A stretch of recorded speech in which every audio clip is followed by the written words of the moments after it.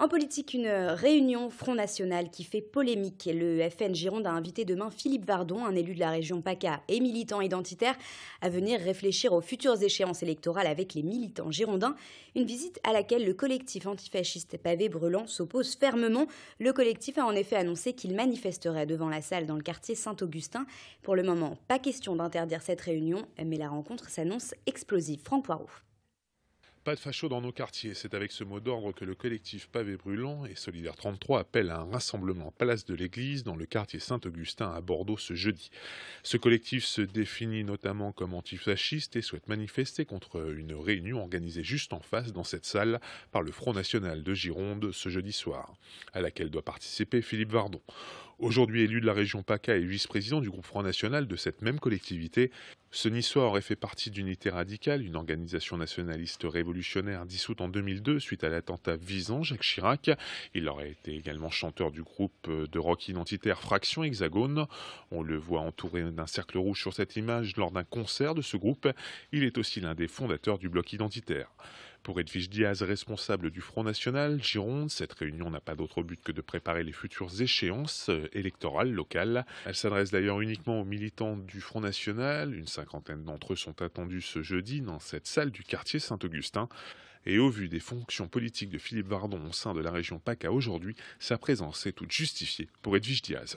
Donc nous allons croiser les informations qu'il va nous communiquer avec notre expérience à nous, les élus locaux de la Gironde, de manière à pouvoir former les cadres de demain. Écoutez, nous, il a été accepté et je sais qu'il fait un excellent travail au conseil régional de PACA et donc c'est pour ça que son invitation a été faite de bon cœur et elle a été acceptée par Paris. Et s'il avait été si controversé que ça, je ne pense pas qu'il serait vice-président du groupe à PACA. Il y a une manif qui est prévue demain à 19h. Comment ça va se passer? Vous n'avez pas peur que ça déborde? Oui, bah écoutez, moi si c'est 3 punks à chiens qui viennent, c'est pas grave. De son côté, la mairie de Bordeaux, via le maire du quartier Saint-Augustin, explique qu'au nom de l'état de droit et des principes républicains, cette institution ne peut s'opposer à la tenue d'une telle conférence. La demande par le Front National de cette salle a été faite en bonne et due forme, et malgré son passé sulfureux, Philippe Vardon est aujourd'hui un élu de la République.